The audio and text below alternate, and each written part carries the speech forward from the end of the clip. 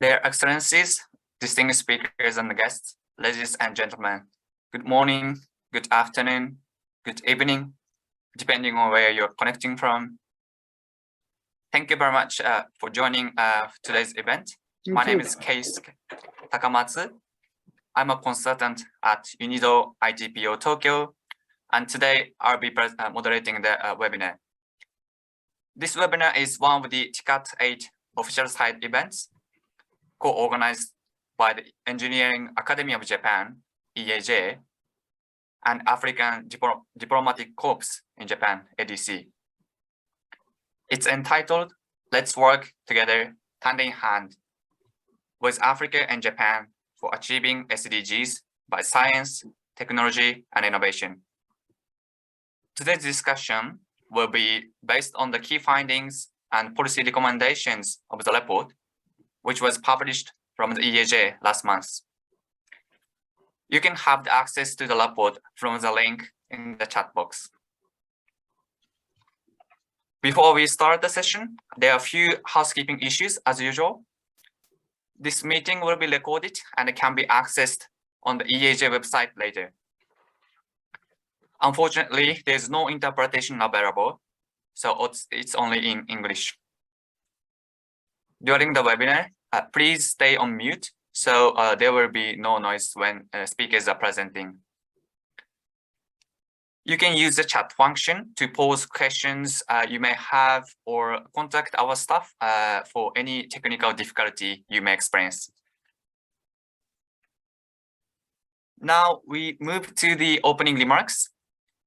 As our first speaker, we will invite Professor Yonekura from Hosei University and Hitotsubashi University.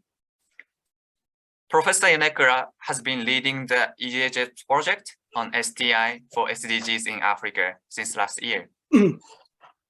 Professor Yonekura, the floor is yours. Thank you. Thank you very much. So I'd like to share my slides.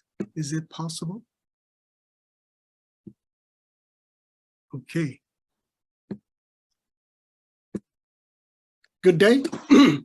This is Seiichiro Yonekura, and project leader of this, actually TICAD side event and our report, but nominal. The real leader was the Yuko Yasunaga-san, and he was very kind to put me as a leader. But as a leader, I'd like to make a very short opening remarks. The first, why science, technology, and innovation? The first, as you already noticed, we'd like to welcome the African people to join our very modern living. But however, the earth, it is impossible to maintain those people. And we need the sustainable development. For this, science, technology, and innovation are critical. And the second reason, we have the same reason, we have to improve the productivity in African continent everywhere, not only agriculture, but the manufacturing and also living standard. We got to improve the productivity as well as the energy efficiency. So I'd like to express our strong wish Japan want to go together with African people, and Japan is no more NATO. And so we prepared very concrete 11 proposals. And also second, we prepared the action plans and follow-up. So we are no action talk only, no more. And as I like this African proverb, we go fast, we go alone. And if you go far, we go together. And Japan has been so successful by ourselves so far. But from now on, in 21st century, we got to go together all over the people all over the world, and particularly African people. That is the our strong mission behind that report. So we'd like to put emphasis upon technology, science, and the innovation. And also we'd like to carry out a proposal for a reality. So very concrete. So we prepared the very strong action plans and follow-up scheme for the proposal. Please join and also please enjoy our report. That's it. Thank you very much for coming tonight or today. This is Seiichiro Yamakura. Thank you. Thank you very much, Professor Yamakura. It was a great opening remark to set the scene and also highlighting the importance of action plans. Our next opening remark will be provided by His Excellency Mr. Luamucho Ernest, Ambassador Extraordinary and Plenipotentiary of the Republic of Rwanda. He is also a current chair of the Science and Technology Committee of the ADC in Japan. His Excellencies, Mr. Luamucho, please take the floor. Thank you very much. Thank you, konnichiwa. As I just said, my name is Ernest Luamucho, and I'm Ambassador of Rwanda to Japan. I'm participating in this side event on science, technology, and innovation. Also in my capacity as chair of the Africa Diplomatic Corps Science and Technology Committee. And therefore, by extension, I'm representing my colleagues of the Africa Diplomatic Corps in Japan. At the start, I'd like to begin, since we are hosting this side event right after TICAD8. I'd like to start by congratulating the government of Japan on leading a very, very successful TICAD8, which was held in Tunisia from 27th to 28th August this year. This was a very historic event indeed, especially given that it was held under very unique circumstances with the unprecedented challenges of the COVID-19 pandemic. Tunisia in this event was a very gracious host, very hospitable, and made exceptional arrangements for a truly successful event, so we congratulate them as well. I would like also to commend the success of the event, especially as far as the commitments that were made by Japan. Prime Minister Kishida made very, very concrete commitment, and Japan made very firm, tangible, and very clear announcements for the TICAD and how Japan is going to work with Africa to pursue the SDGs.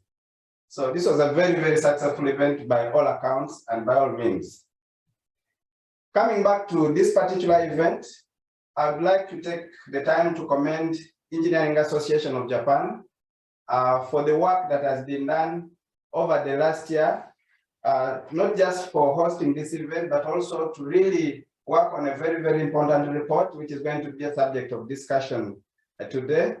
I know that Dr. Yasunaga and Professor Seiichiro also had just mentioned, provided very concrete leadership for this event and for the work that has been done to do the research and all the analysis that has been required to produce this groundbreaking report. So congratulations, and also thank you for the efforts to really organize this TICAD8 side event at such very short notice. And I also congratulate all those participating.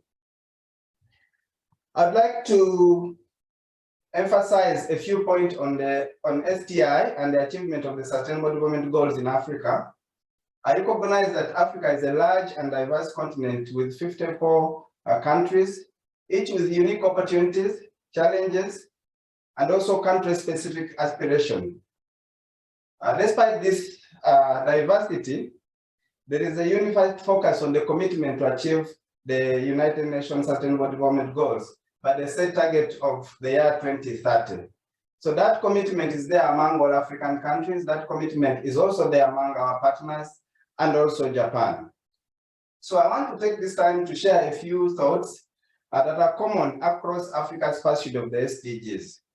And I will just go through them briefly. One, there is strong commitment, but slow progress. African countries are fully committed to achieving the Sustainable Development Goals. But now, almost 7 years into the 2030 timeline, if you look at performance across the set targets and indicators, it's still lagging. And progress is slow unless we really make significant efforts to accelerate the achievement of these goals. We are going to fall short of the targets to be achieved by 2030.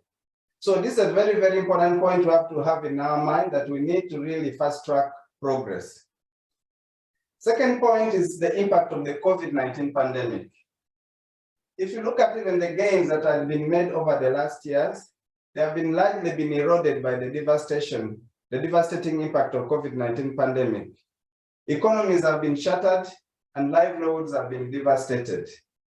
Some economies are now just beginning to recover, but it will take time for economic recovery to reach pre-COVID-19 pandemic levels, let alone shoot in terms of gaining on the losses we made on the welfare of our people and on the key areas of our livelihoods.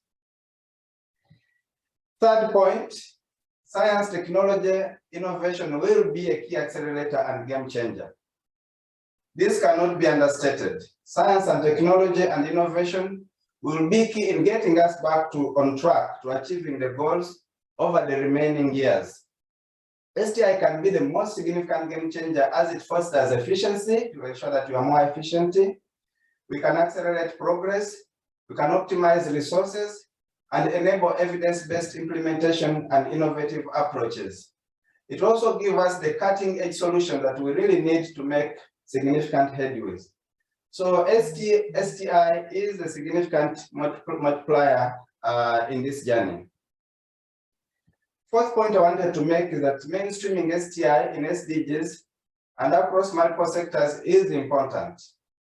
If you look at the report, as mentioned by Professor Seichiro, it highlights quite a number of areas, a number of priorities, and makes very strong recommendations. It is very, very important that we accelerate, that STI is given a prominent role in the achievement of the SDGs across all sectors. And it has to be really mainstreamed in the national development strategies or nationally set SDG targets and indicators. And we also need to come up with effective tools for ensuring the mainstreaming of SDGs in national development strategies and to ensure that we can link our strategies with mainstreamed SDI approaches into implementable plans and budgets. So this is very concrete. Otherwise, we will not be able to achieve the no talk. I think Seichiro mentioned it better. No more to no action, talk only. So this is the only way we are going to be practical in ensuring that we can actually implement and be sure to hold ourselves accountable to achieving these goals and ensuring that STI is actually a key driver. So that's concrete. Number 5, strong partnerships and collaborative action of all stakeholders, including development partners, national actors, private sector, and corporates, NPOs, and international organizations. This is going to be indispensable. Again, Professor Seichiro, I think, put it really, really subtly. He said, if you want to go fast, go alone. But if you want to go far, then you have to move together. So this is a very, very important point on the key aspect of partnership. I think it will require stronger coordination, concerted efforts, and stronger dialogue. I think the TICAD process offers one of such platforms and forums for joint action. So joint action is going to be very, very important. Point number 6, the EAJ report and its 11 policy recommendations.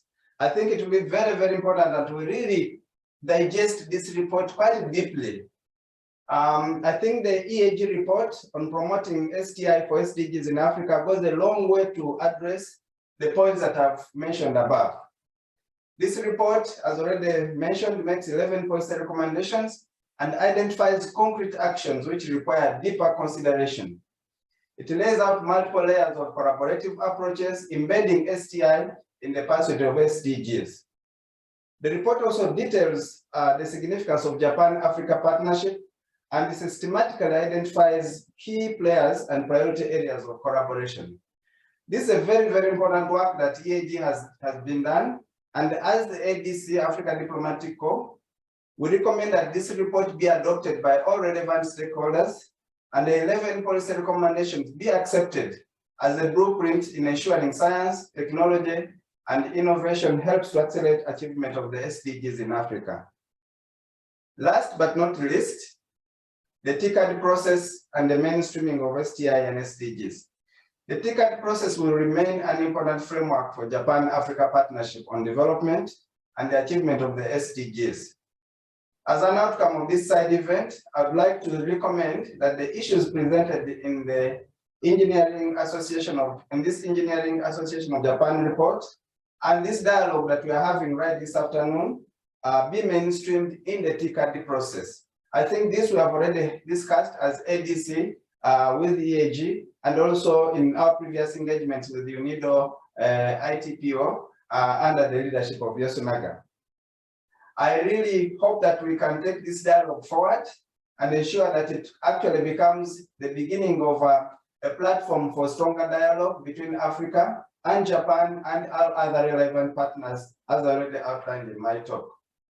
I would like to really stop here by wishing you productive deliberations in this first ever TICAD8 side event, which is focused on the importance of STI in achieving the SDGs. Thank you very much. Arigato gozaimashita.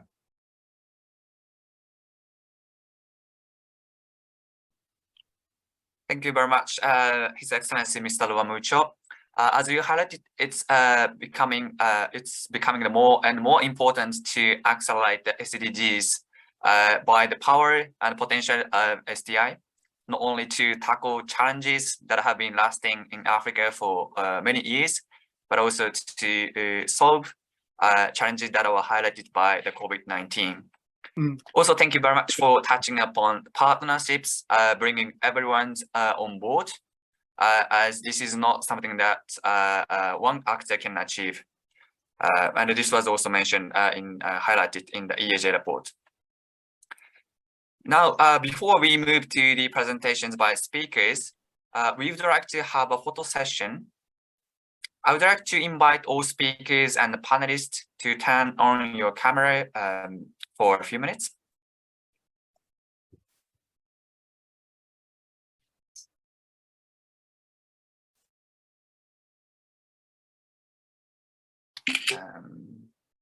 Please smile.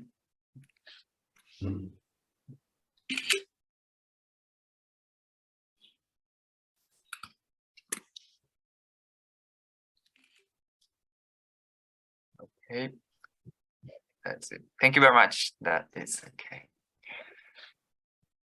Now we move to the presentations. As our first speaker, we invite Dr. Yuko Yasunaga, Director of EAJ and Managing Director of UNIDO. He has also led this project since last year as a sub-leader of the project. Yasunaga-san, the floor is yours. Thank you. Thank you. Excellencies, distinguished guests, ladies and gentlemen, as introduced, I'm Yasunaga. I have been working as the sub-leader of this project in EAJ. So may I start and okay. Can you see this screen? Yes, we can see the screen. Okay, okay, let's start. Thank you. So that, yes, first, I would like to introduce EAJ very briefly. EAJ is a non-profit organization composed of leading experts from academia, industry, and government institutions. EAJ aims to contribute to the advancement of Japan and the world through promotion of engineering and technological sciences. It acts voluntarily, independently, and internationally.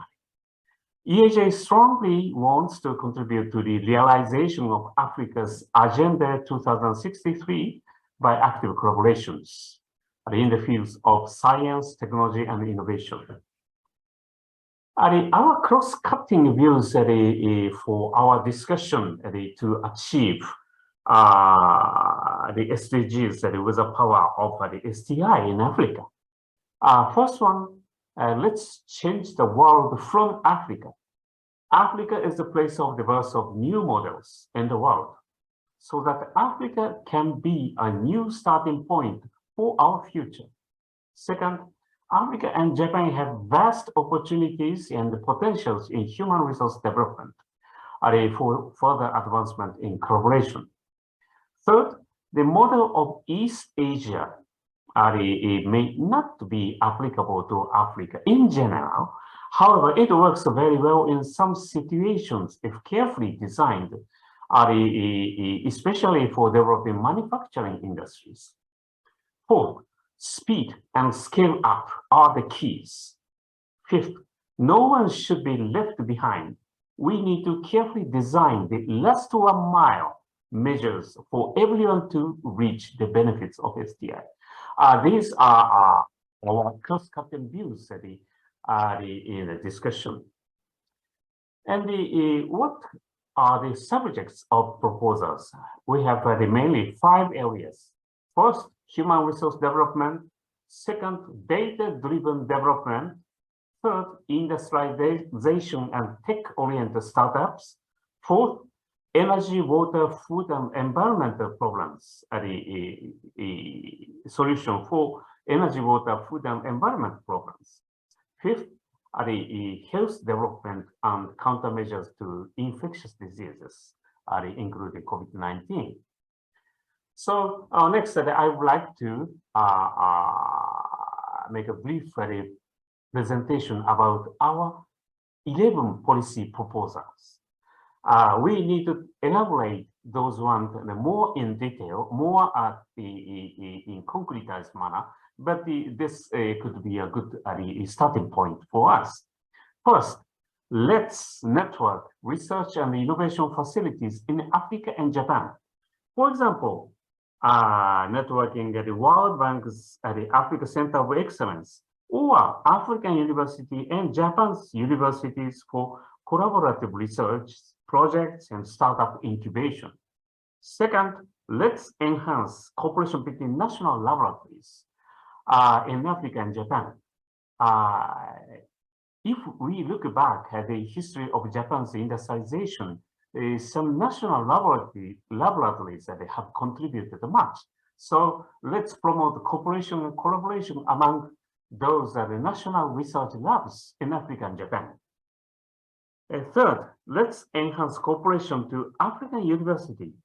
It's mainly in education area. For example, let's promote the translation of Open University in Japanese Hoso Dial, broadcast universities, lecture program to English or French and broadcasting and distribution, and expand the JST's Sakura Science program for African youth. Fourth, Hot and Cool Afro-Japan project to disseminate the fascination of Africa and Japan, especially to the youth, to demonstrate cool Japan, for example, featuring game and contents, factory production, industrial science, technology, medical and health, life infrastructures, and so on. And to feature Hot Africa, nature and land, dynamism in economy, human resource and cultures, opportunities for infrastructure, of course, the STI and so on. Fifth, we'd like to establish data management network for African challenges to promote data-driven social development, creation of framework for sharing and collaboration, collaborative utilization of data from satellite, the automatic unmanned vehicles, drones, and the ground probes, and so on. Sixth, let's encourage tech-oriented startup collaboration between Africa and Japan. Yes, I am very glad to know that the private organization called Keizai Doyukai will start the Africa Investment Organization, which is a kind of a private fund to promote those startups. Seventh, let's enhance policy-making process of SME and industrialization policy of Africa. Yes, let's establish industry policy dialogue and SME policy dialogue among the many stakeholders to promote those policies in a concrete manner. Japan has a vast experiences in this area. 8, let's develop energy infrastructures. For example, for hydrogen ammonia economies, for oil gas producing countries in Africa, let's create the blue hydrogen, blue ammonia project. And for solar and wind-rich countries, yes, let's create green hydrogen, green ammonia projects. 9, enhancing cooperation between African and Japanese research organizations in the field of countermeasures against infectious disease and vaccine development. It is also mentioned in the Prime Minister Kishida's statement in TICAD8 meeting in Tunis. 10th, let's establish expanded ministers' dialogue with the wide range of participants. 11th, let's establish a UN pavilion of STI for SDGs in Africa to feature many projects and many outcomes of this field. Yes, we know that the next expo will be held in Osaka in 2025, only 3 years from now. But it's a good chance for us to demonstrate the power of STI to contribute to the realization of SDGs. Yes, we have many future actions. First, let's work together. Second, please disseminate our ideas to anybody who wants to work with us. Third, let's concretize our ideas step by step. Yes, we must not be a NATO, no action talk only. We have to work to realize these ideas. Fourth, let's encourage the young and the motivated, especially. We welcome your further inputs. Thank you for your attention. Please visit the EAJ's homepages to have a final report of the STI for SDGs in Africa. And English version will be coming soon. Thank you very much for attention. Thank you.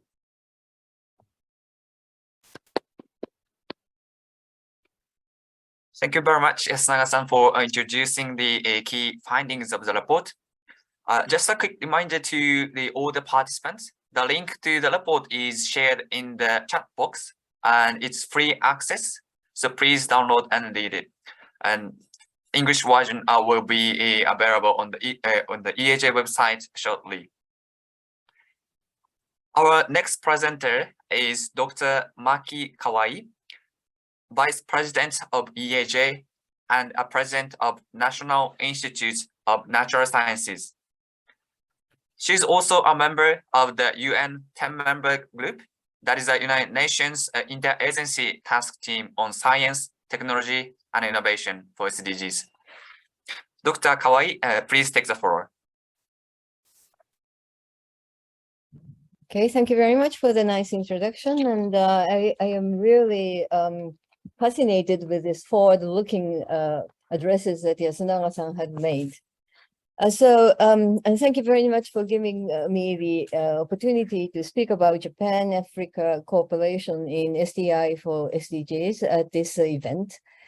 Today, I would like to introduce some of my thoughts, partly as a EAJ Vice President and a member of the United Nations 10-member group. I myself is trained as a physical chemist, and I majored surface science. So I was in academia for a long time. And after retiring from University of Tokyo, I jumped into this administration job, handling the institute as I am at the moment.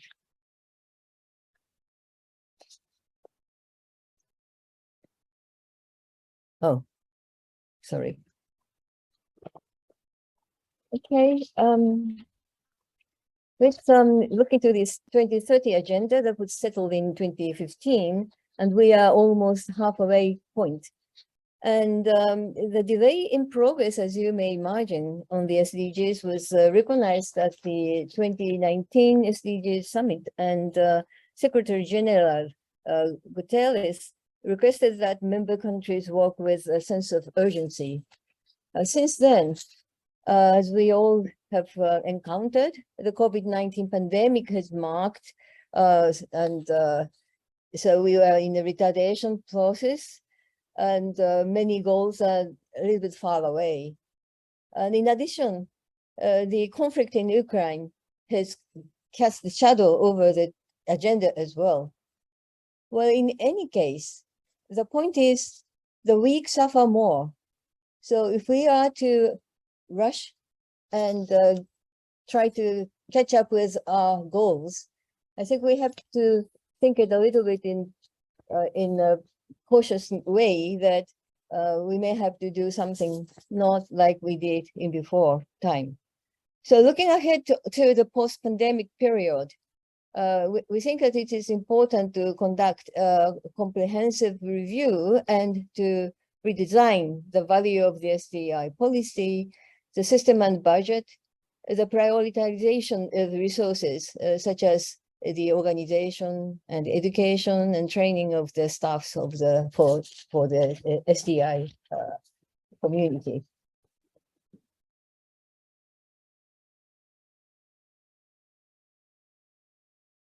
So I think it's quite important to revisit the way of thinking of this agenda. And most important message is leave no one behind. And this has to be taken into account in every goals, although it's not very easy. And let us revisit that 5 Ps that is helpful to categorize the 17 goals. And so we need we need a synergy to get all these goals to be done. And so 5 Ps are listed over here, and the people means the importance of the livelihood of all people. So very fundamental issues are listed here, like no poverty, no zero hunger, and the good health and well-being. And in a little bit further situation, the education is key for the future of human being. And of course, the gender equality has to be taken into account in order to have a comfortable life. The second one is a planet. And this is to protect the planet from degradation. This is the point that we are very serious about nowadays, especially the number 13, the climate action is somehow urgent matter that we have to tackle with. The third P is prosperity, and ensure that all human beings can enjoy prosperous and fulfilling lives. This is very important. And then we need some energy, affordable and clean energy. And we have to have nothing to throw out behind, lifting behind. So meaning if,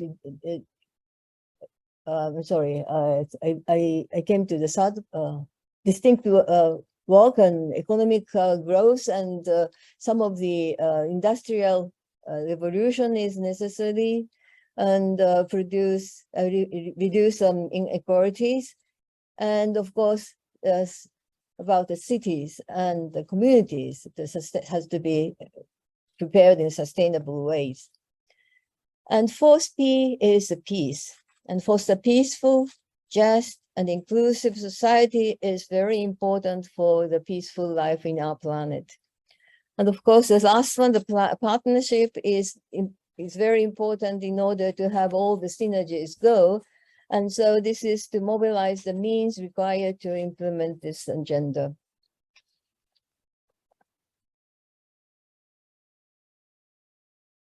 So let's look back to the present situation. And there are some emphasis of today. And as I have pointed out already, the climate action and the sustainable energy that's listed on the left-hand side are a little bit seriously treated, and we should not rushing, but get a little bit in strength and to get the goal to come. And on the right-hand side, I put some of the actions like reduction of greenhouse gases and carbon neutralization action towards the 2050 goal, or technological evolution in carbon recycling.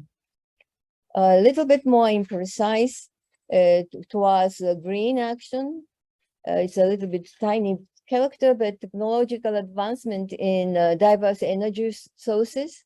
We have to look for the many kinds of energy sources that people can use. So depending on the situation or depending on the local positions, the way of thinking may change. And so the technological evolution in diverse energy sources is very important, that's what I think. And advances in photovoltaic photocatalysis and the application has to be pushed further. And more importantly, energy storage from these photosynthesis things or the windmills and solar system is necessary to flatten the energy supply in time scale. Of course, the hydrogen production and ammonia probably related to this hydrogen product is very important. And storage and its application also has to be considered. As for the CO2 capture, there is a trials for the negative emission, and all these towards green approach is very important. And I would say that we have to tackle with these items not only, but these are the very important things to consider. And quite interestingly, as for the digitalization, this was surprisingly accelerated during the pandemic period. Online learning is one of the examples. But however, at the same time, existing gap for the platform of these intellectual things and the digital platforms are not equally provided. And if you think about the most important point, leave no one behind, we have to quickly catch and recover this point. And how? I think the synergy is very important. So we share the knowledges of what we know. And finally, we need a push up from the governmental support of official development assistant. And so I would like to call for the ODA support for all these things.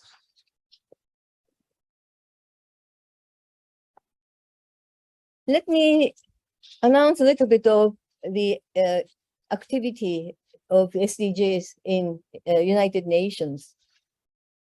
High-level political forum was held in last July.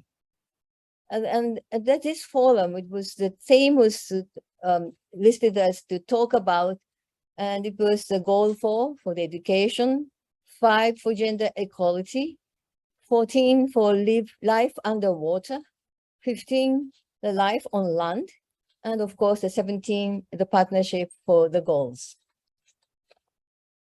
Japan has committed to these programs, and I think the commitment of Japan into this United Nations activity, especially in SDI for SDGs, the partnership in action for SDI and SDGs is one of the points that I would like to address.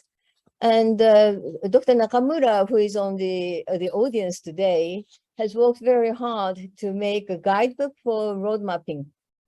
And so based on this guidebook, there are several countries that started to do the pilot programs, including some countries in Africa. So the Kenya, Ghana, Ethiopia were the first members. And after several years of trials, they were very successful.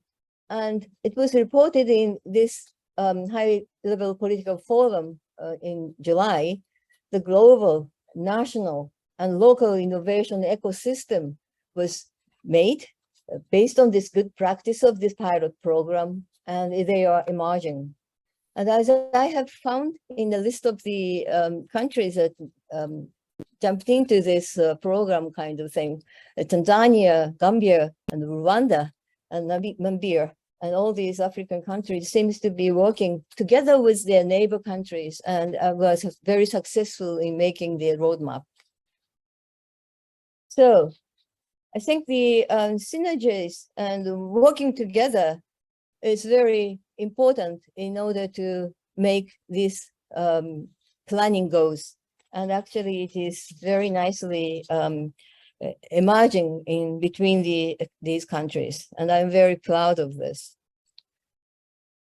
And so following the successful exchange of knowledge in this year, the plan for the high-level political forum next year, 2023, is to accelerate the recovery from the coronavirus disease and to full implementation of the 2030 Agenda for Sustainable Development at all levels.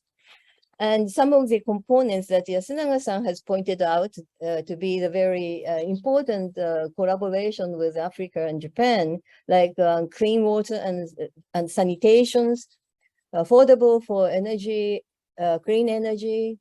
And these are the main topics of the next forum. And I think it's a very good opportunity for Japan and also the African countries to commit to the forum.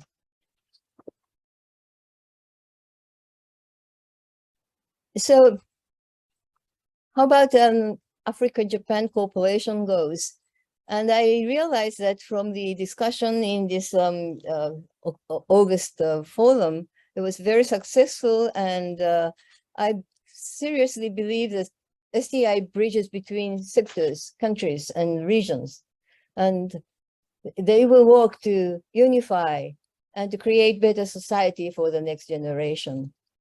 And I think there should be some pillars of to do for the cooperation. And Yasunaga-san had made a very nice presentation and telling us how we can work together. And I just want to give you one example that existing program in Japan. And of course, the Partnership in Action for the United Nations program is a good example. And another program that came to my mind is a Science and Technology Research Partnership for Sustainable Development, SATRIPS, that is sponsored by JSD and JICA. And all these existing programs will be one of the key programs to connect Africa and Japan. So with this, I will conclude my talk by addressing our wish for our partnership developing together following the last TICAD in August. Thank you very much for your attention.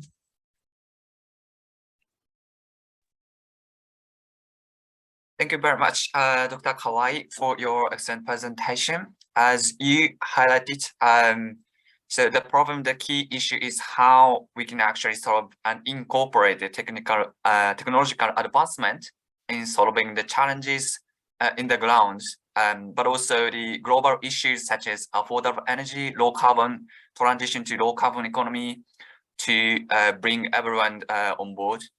And also thank you very much for highlighting the key idea again, no one should be left behind, which we also referred to in the report as the last 1 mile challenge. Yeah. Finally, we will invite Mr. Samuel Imanisimwe, General Manager at Lexpert Communications and the Chief Operations Officer of Kyiv Code Group. Lexpert Communications is a Japan-based company that is providing business consulting services in Africa and offshore system development services, particularly in Rwanda. Mr. Samuel, please take the floor. Thank you very much. Can I be allowed to turn on the video?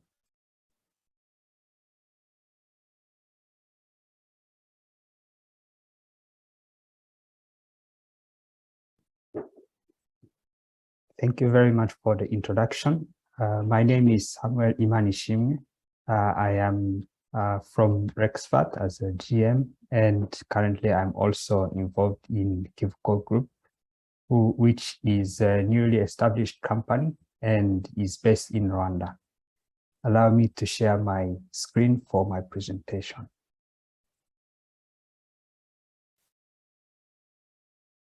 Could you give me permission to share my screen?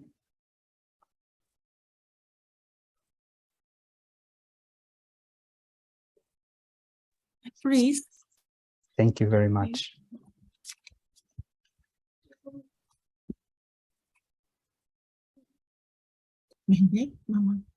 Can you see my screen? Yes, we can see. Thank you very much.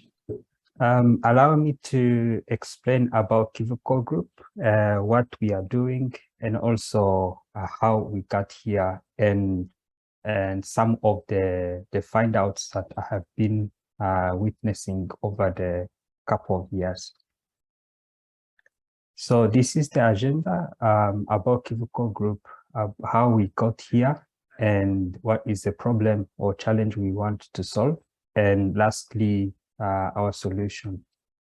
So first of all, about Kivuko Group, we are a newly established company. We started as a JV between Japanese and Rwandan companies, and we, as you can see on the right, we have different Rwandan companies and Japanese companies, which has different experiences in different areas of business, but especially that they all put together and combined to build one business model. So the way we got here is actually last TICAD, where the company called Rocket Battery and Cold Storage was interested in what other Rwandan companies were trying to solve. And since then, in 2 months' time, we visited together to Rwanda. I was just supporting their visit to Rwanda. And after that, as we had more communication and conversation, we decided to establish a company as a joint venture. So the problem we are trying to solve is post-harvest loss. For some of those who are not familiar with the challenge, in Rwanda, this is just a number of Rwanda so that you can understand where we are.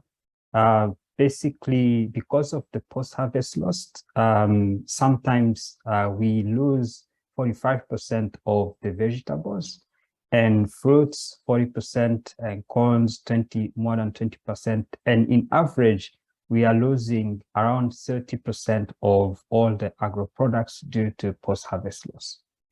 And this is not only the loss in terms of volume, but also economical challenge as well. And in Rwanda, we are a small country, but however, even in that small country, $1.2 billion are being lost due to the post-harvest loss. And if you look at sub-Saharan Africa, it is 154 billion, and globally it's 1 trillion USD. So why is post-harvest loss happening? First is lack of access to electricity, where, as most of you are also aware, that about 6 million people are not in easy access to electricity in sub-Saharan Africa.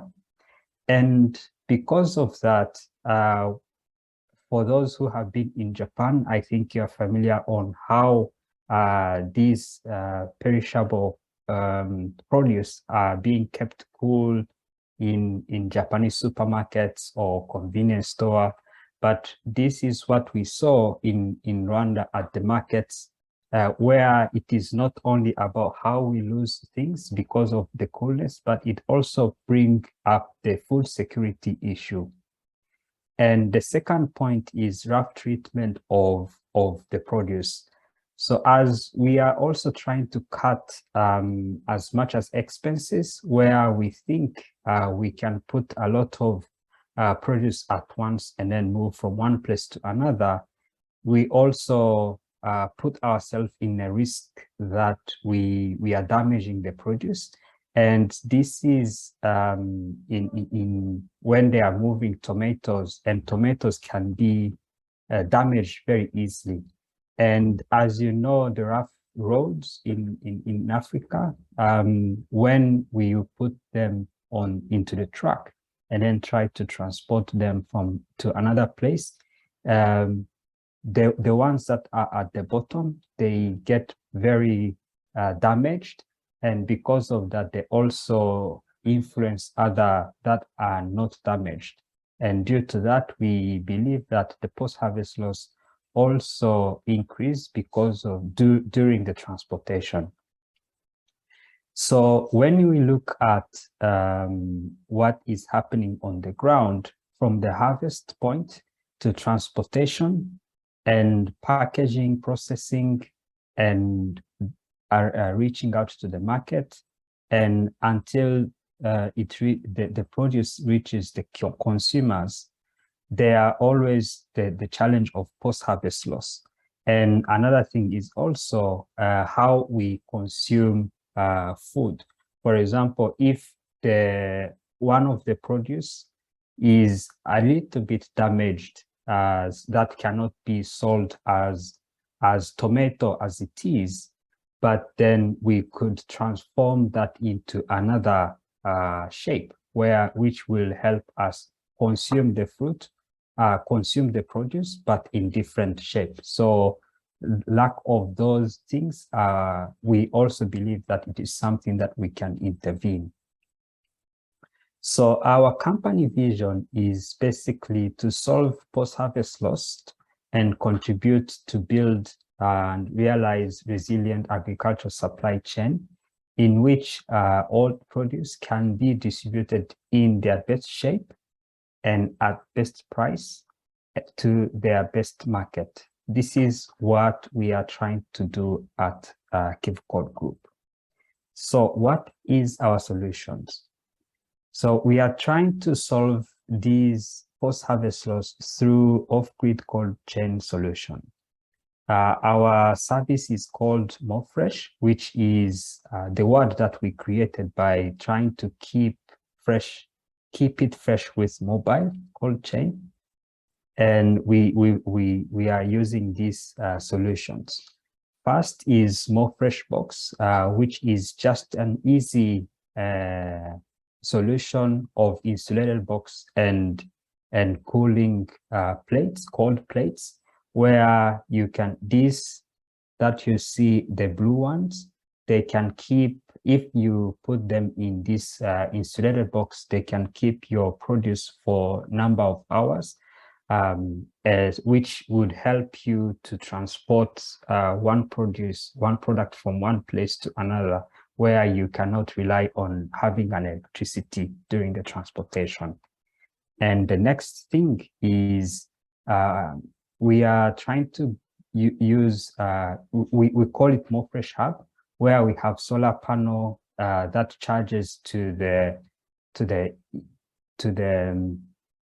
batteries. And from the batteries, we provide the power to the cold storage, where we have different types of freezers and freezing area. And then we also have another area that we can do processing or even store some produce.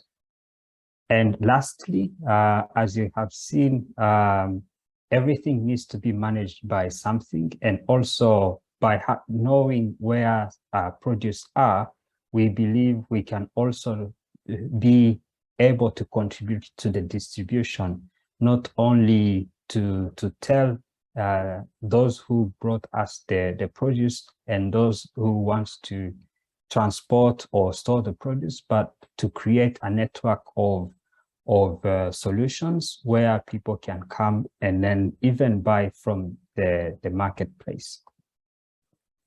So how do I think Japanese tech society can contribute to African development? My suggestion has been always about building a problem-solving long-term partnership, which is to create solutions that fits local markets. And some of the challenge that I've seen in my years that I'm working in private sector or even before are that we know in Africa, I think we know in Japan, they produce good quality and high quality things, and technology is very high. However, we also know that sometimes that can be pricey, and design can also be different because the needs and how it is going to be used are not always the same as it is in Africa and in Japan. And also the functionality and latestness of the technology, where sometimes you see there is a gap between the solution or the products that are going to be provided and what is being requested on the ground. Therefore, one of my suggestions is to try to look at how to create market fit, locality, as well as R&D. And I think we all know something that Japan is very, very proud of and very, very known of, the Kaizen mentality. And also the revenue expectation, the time period, and return of investment. I think in these years, Rwanda, Africa has been seen as next place for the business. However, we also have there some of the things that we have to understand. And sometimes as you invest, you wouldn't get the return immediately, where it comes back to how do we create a long-term partnership with local solution, problem-solving solution providing. Therefore, today when I received the invitation for this this session, I was very happy because one of the things that I've noticed by living in Japan is that in Japan, when the society was developing, they were importing different types of technology. However, whenever they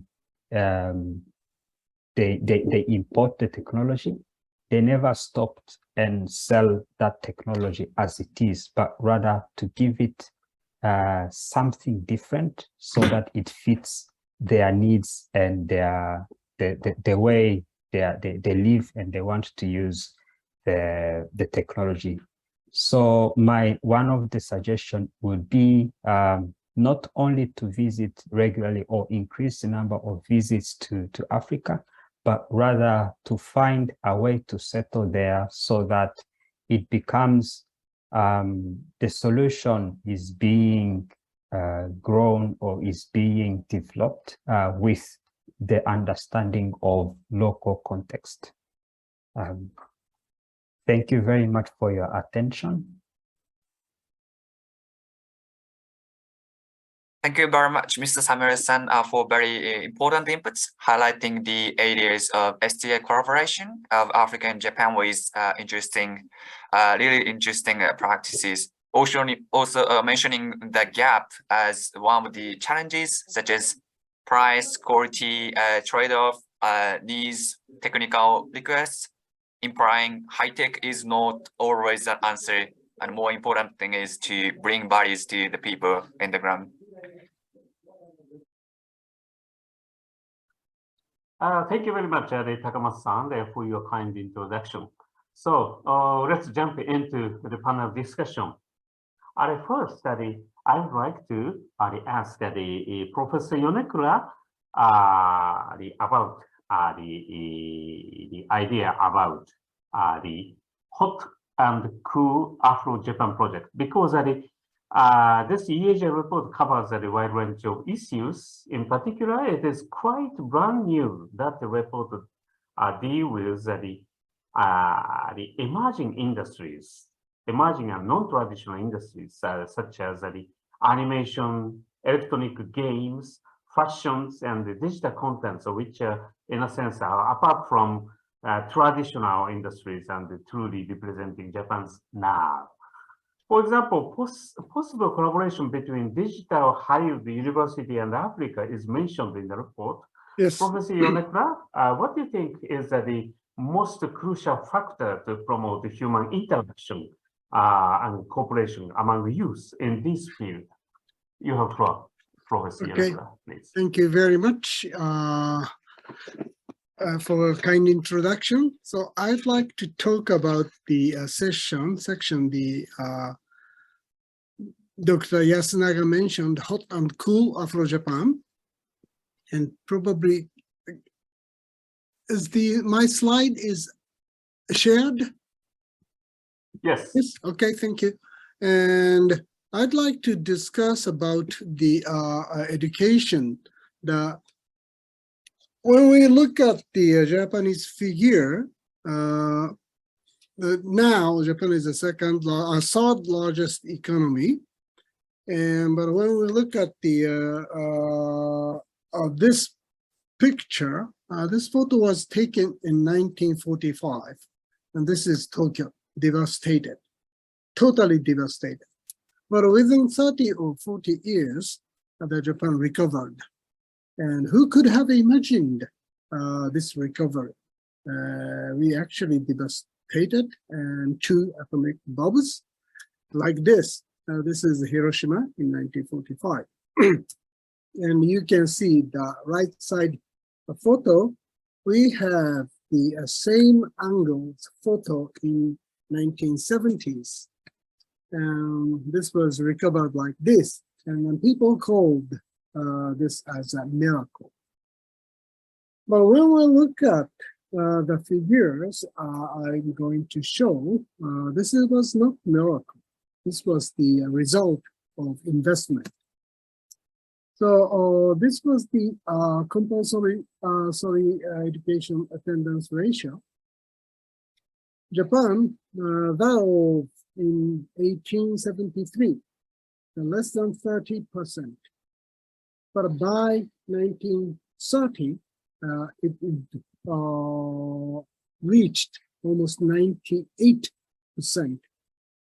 The more interestingly, this is the international comparison, students ratio, how many students in the total population. Dr. Ryoshin Minami, the professor emeritus at the Hitotsubashi University, compared UK, Japan, and the United States. The Japan is the blue one, and the US is the red one, and the UK is yellow. And as you can see from those two figures, our student ratio in 1870 was less than 4%. And Britain was not so high, less than 6%, because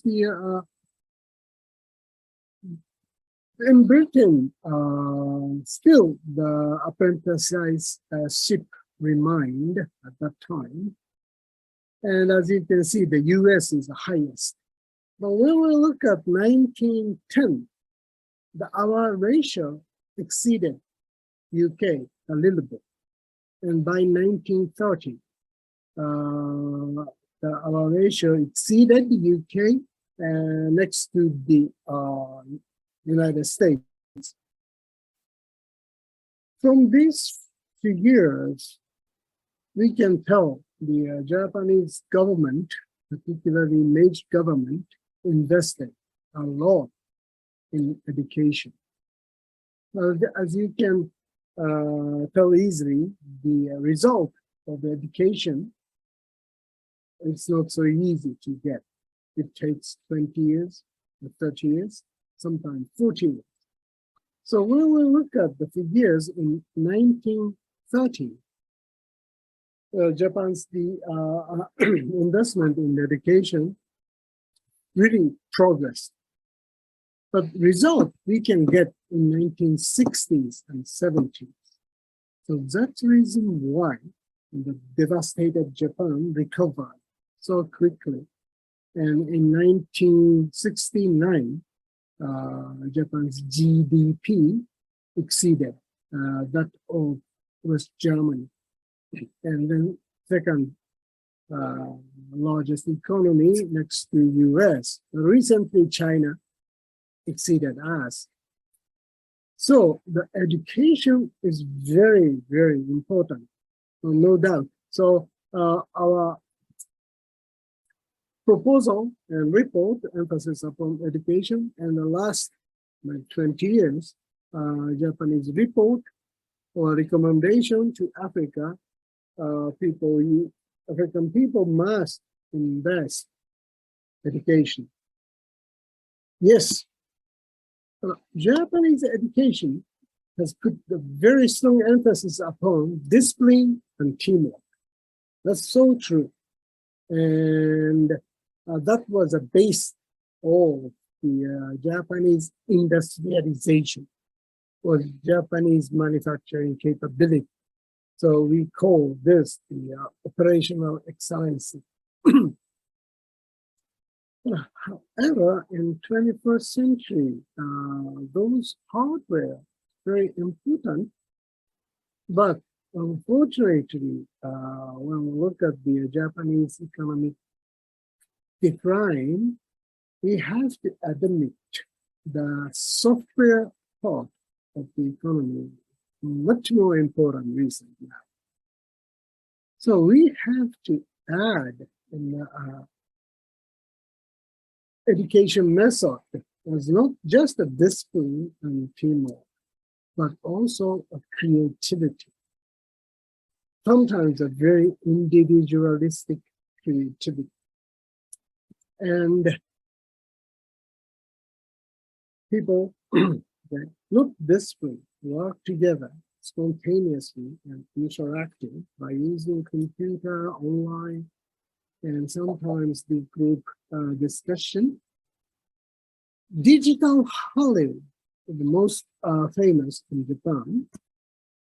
Digital Hollywood is the most famous in Japan, who actually specialized in to create the animation, 3Ds, and game software.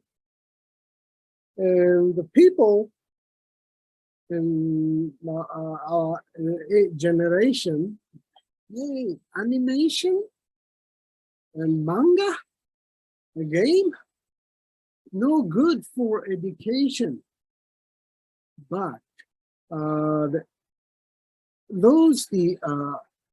interface, the user's interaction part is quite important for a 21st century. Particularly, we are going to the animated metaverse world. The people by using the new AI, 3Ds, and those technology, we can communicate. Also, we can study, and we can learn much of knowledge through the metaverse scheme. So in this line, and for African people, have to study those interface and 3D ideas and AI and combination of the metaverse, but quite useful tool.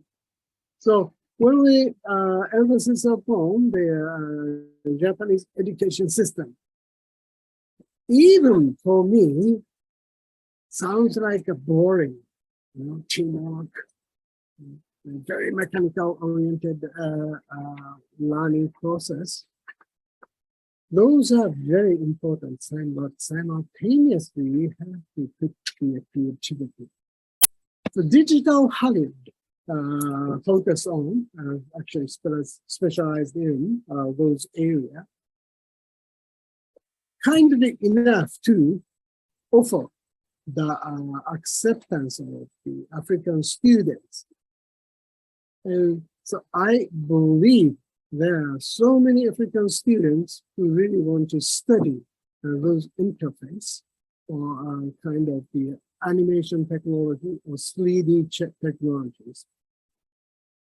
The digital Hollywood is welcome for all those students who want to study, and we arrange the special program for this.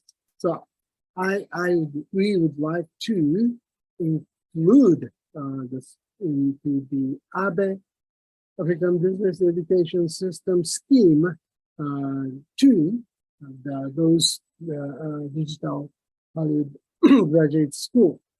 So it could be great cooperation between Z generation, Gen Z. So as many of us know, the Generation Z will be the major part of all the economy as well as the culture. So in this line, we will open the venue to study in Digital Hollywood Graduate School. It will be quite new and hot. And I not believe, I'm sure that the young African student will be fascinated by those technologies. So I think Japan has been criticized, as I mentioned before, no action, talk only, but no more. We will accept, we will follow those young leaders for new technology, for metaverse technology. I think it's quite new aspect of our present proposal.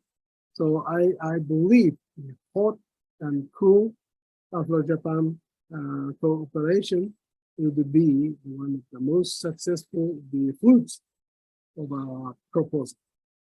That's it. Thank you very much, Yasunaga-san. This is my presentation. And also I'd like to emphasize upon the new aspect of Japan. Okay, Japan, our automobile, great. Our manufacturing capability, great. But simultaneously, I'd like to emphasize upon our excellency in the new field, AI, metaverse, animation, 3Ds. So I'd like to welcome the African young people from Japan. Thank you. Thank you, Professor Yonekura, for your very stimulating the intervention there about the importance of education and also the creativity-related industry that are like the software, the manga, games, and so on. Anyway, so let's move to the next panelist, Professor Izuka. This report covers the issue of the importance of indigenous science and technology for Africa. And I know that this thought comes from your presentation. I believe that the African science and technology community is also adequately aware of the importance of this the concept of indigenous science and technology. Having said so, more than 50 years have passed after the concept became publicized in the Sussex Manifest. Of course, we may find steady progress in some fields. However, there would be many more where was a collaboration and elaboration are indispensable. In order to have a breakthrough, what do you think are the expected roles for academia, industry, and governments? Professor Izuka, you have the floor. Thank you. Thank you very much. Let me first thank for the organizer and also the EAJ for inviting me to speak in such a very interesting panel. And I also thank the leadership of Professor Yonekura and Mr. Yasunaga for completing this wonderful report with insights. Now, I would like to share my slide. Let me see. I think that the question, do you see my slide? Okay. I think the question is a very critical and also very difficult one. And in fact, that creating a capability has been a challenge and still is a challenge. And I have reviewed some of the literature prior to that, and there's not much progress in academic side with regards to talking about like what sort of new technological learning takes place. And basically what we have done in Asia is imitating, adapting, like adaptation is a very much referred to earlier presentation by Mr. Samuel. I think it was very illuminating that, and then also because the technology has to be imitated and then adapted to the local context. And adaptation requires certain knowledge. And this also has to be accompanied with the education, which was also mentioned in Professor Yonekura's presentation. These are the really essential element. However, it is still a difficult task because at the moment, as we speak, many Asian countries are in the middle income trap.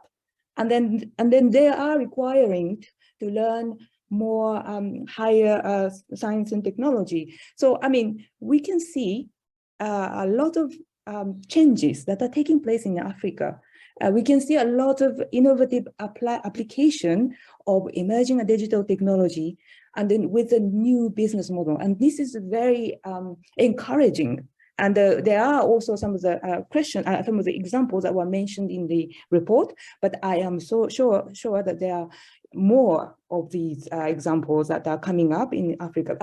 Because Africa is full of challenges and that offers a potential market for many innovations that may take place. And there are also a lot of different ways of financing. I think that there are new finance sources that were mentioned by Yasunaga-san's presentation from Keizai Doyukai, and there are interest for the financing. So I think it's a very good opportunity and also the moment for Africa to take on with innovation.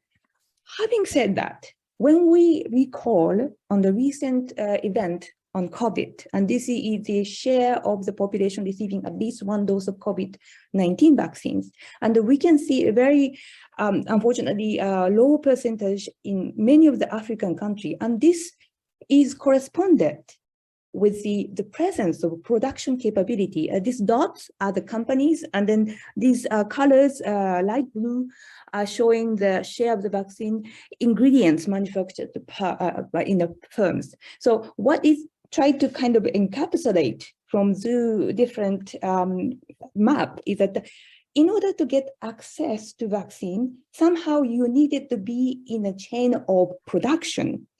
Otherwise, it was not possible to get an access. So what needs to be done, perhaps, is to have an indigenous science, technology, and knowledge. I think this sort of encapsulates the very complex picture of the what's going on with the science and innovation. Innovation, there's also challenges, but the innovation's challenge is a little bit more dynamically taking place.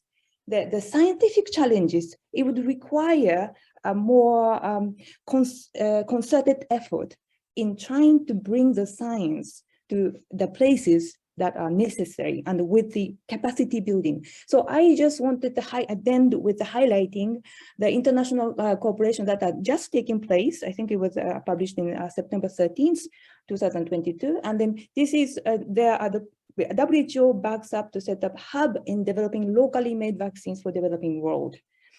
And this Afrigen Biologics and Vaccines is a South African-based firm, and it's capitalized by Avacare Healthcare and the Industrial Development Corporation of South Africa. And this is the first ever production center in adjuvant production. And the researchers are collaborating with the Seattle-based institute. And these vaccines are actually made, and the aim of this project is to copy publicly available sequence of Moderna provided by Stanford, and then make it in the different places that sort of duplicate or the model of the center, as well as transferring to the different type of diseases. Now, when I look at the report, in the chapter 6, there are a list of the research institute that are active in Japan, trying to solve the infectious diseases.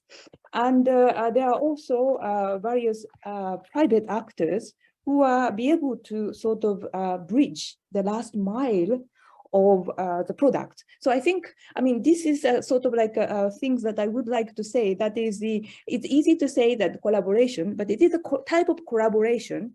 But we need a new scheme, a very grand, more innovative, cooperative scheme that led and they also collaborated at the various different levels, global, regional, national, local, involving international organizations like WHO or UN, and then regional international cooperation like African Union or national government, local actors that are very diverse, public to private sector, university research institutions, NGOs, international cooperation. But as having seen what it can be done, I think it is easier to picture it.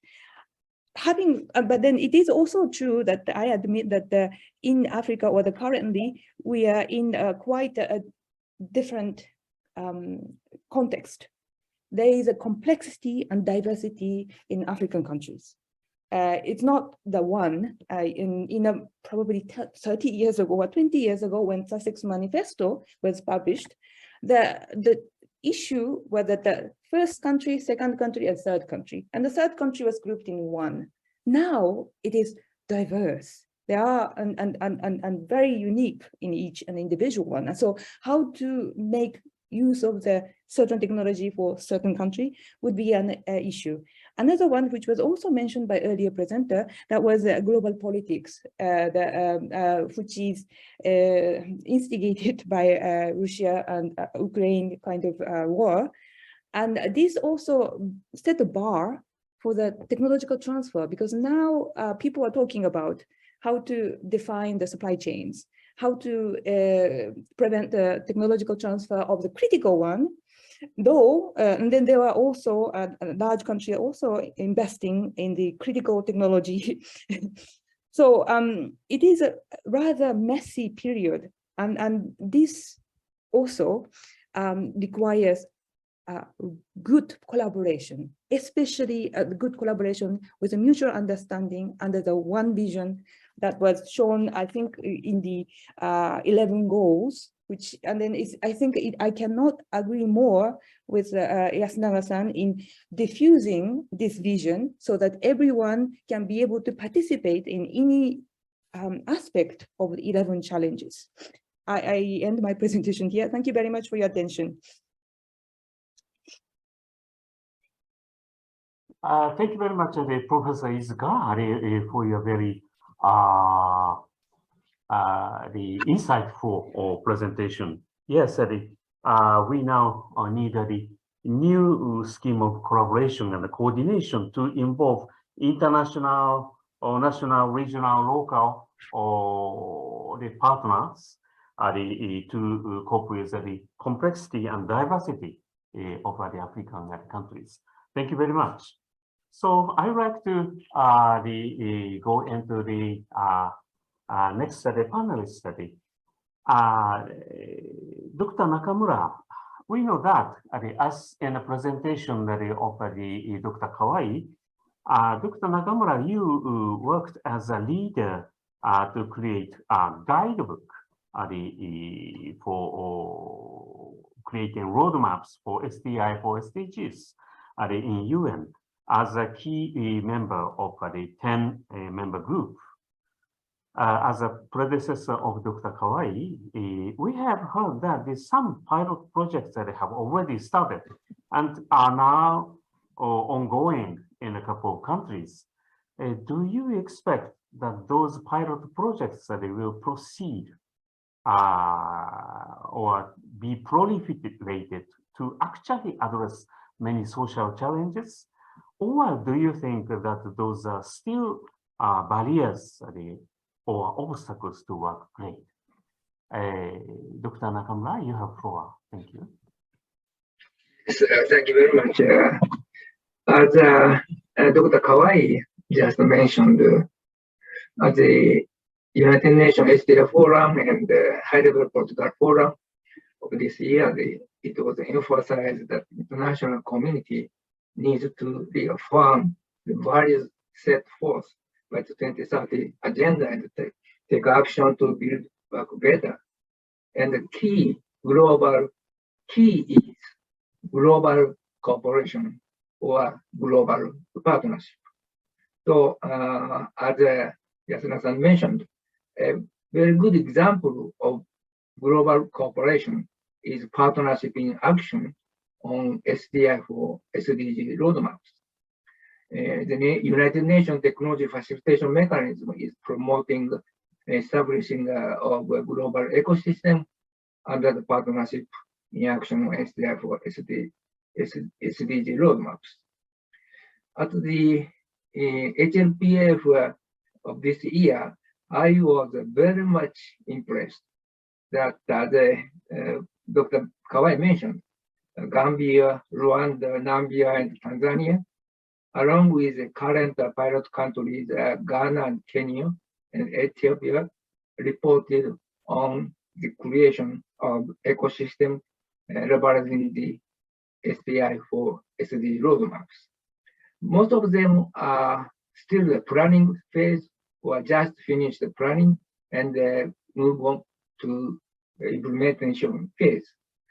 We have a number of challenges in the implementation stage, but this partnership in action is proposed to support globally such an implementation process in Africa in a variety of ways, and I hope that this works well.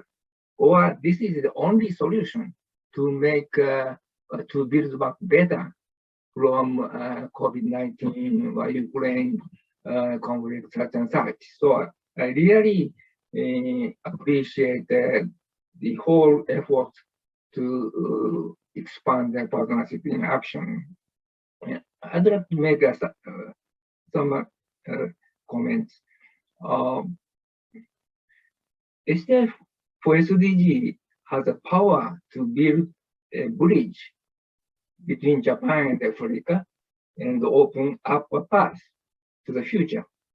And for this purpose, cooperation between Japan and Africa requires, I believe, concerted action of multi-stakeholders.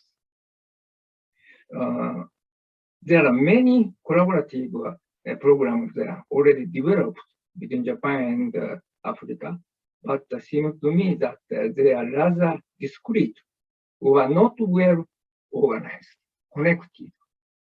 It's, I think, a very sad situation. For example,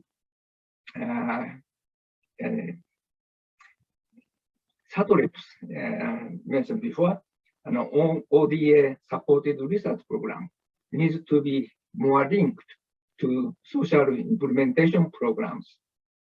It's very obvious example. DST will expand the Sakura Science Program to invite 500 young people from Africa each year. So it should be used. The program should be used to develop human resources for future international cooperation. That's another example. Local SDG is also a critical activity for achieving the 2030 agenda and should leverage global cooperation again. For example, as for energy, the EAJ report suggests that it would be appropriate for many African countries to first try to achieve energy sufficiency. To do so, the last 1 mile challenge of implementing existing technologies in society is important. The Japanese companies have many excellent technologies which are appropriate for African markets. Measures are needed to make better use of their potentials. So I stop here and hand over to Sanaga-san. Thank you very much, Dr. Nakamura, for all your insights. Yes, the idea of that the STI for SDGs can work as the bridging mechanism between Africa and Japan by activating many projects to organize a concerted action would be a very big hints for us and every kinds of the stakeholders. Thank you very much. Yes. Then so Dr. Kawai, so we know that you are now a top executive of a National Research Institute of Japan.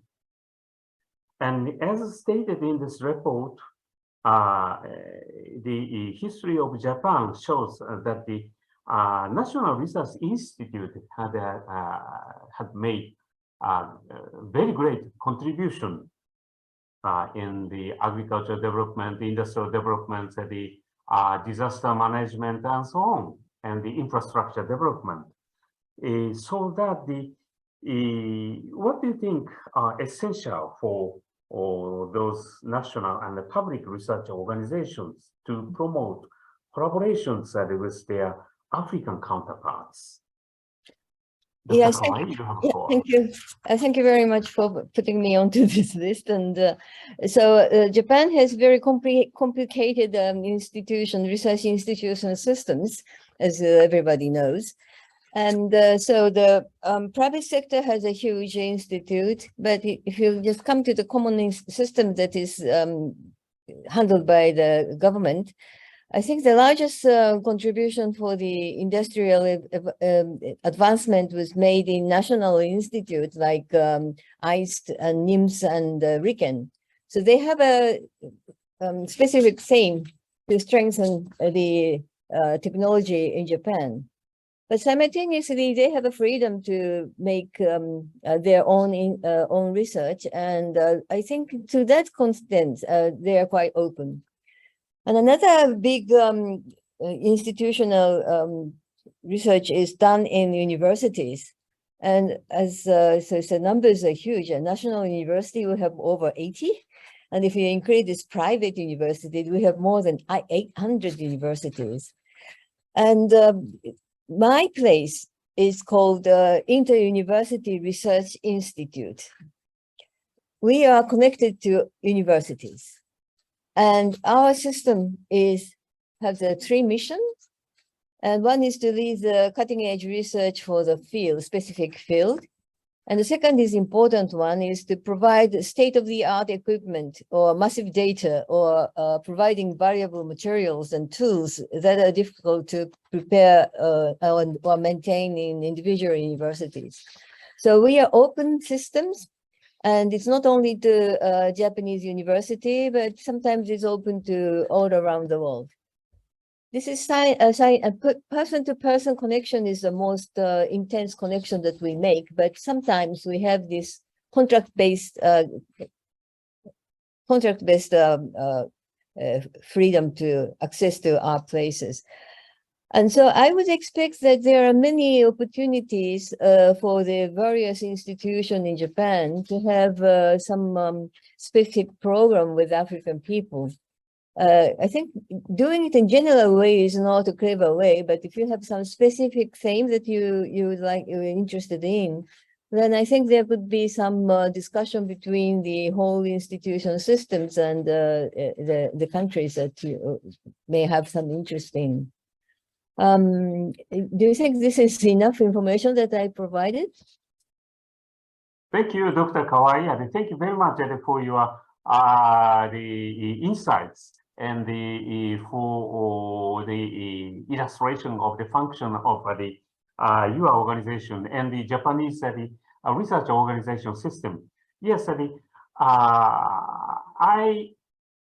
I do like to introduce such kind of open system of the Japanese Research Institute, including many universities and many national institute of the research.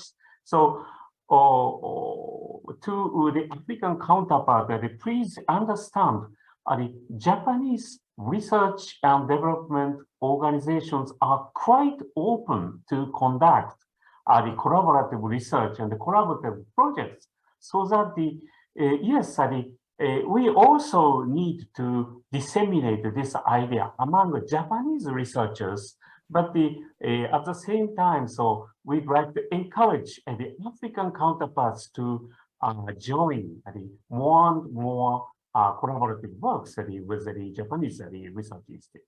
Thank you very much, Dr. Kawai, for your excellent intervention. So, thank you very much. And next, I would like to change my topic into private sector's activity and private sector's idea. Mr. Hada from the Toyota Tsusho, one of the representative the Sogo Shosha, the comprehensive trading houses. You are the only businessman in this panel.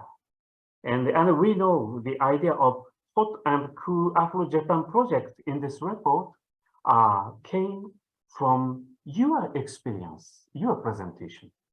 Yes, it's true that the image which young Africans place in their mind about Japan is actually not so precise or concrete, nor concrete.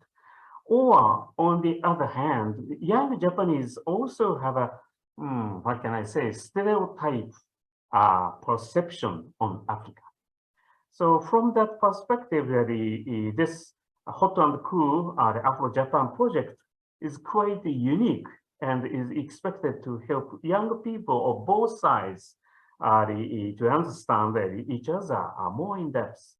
Mr. Hada, you are deeply involved in business, trade, and investment with Africa. And also, you may need, you may know well about many challenges which Japanese private companies face. What do you expect for this project as a consequence? Who are expected to know what, and how will they act? Mr. Hada, please, you have the floor. Thank you very much, Big Boss Yasunaga-san. Yeah, I'm very happy to have opportunity to speak today. Slide, please. Yeah. Yeah, okay. As described in this report, we firmly believe that the role that Japanese companies have played in contributing to the economic growth of Asian countries can also utilize for economic growth in Africa. Next slide, please. Then our report also emphasizes the importance of Japan's contribution in the field of human resource development.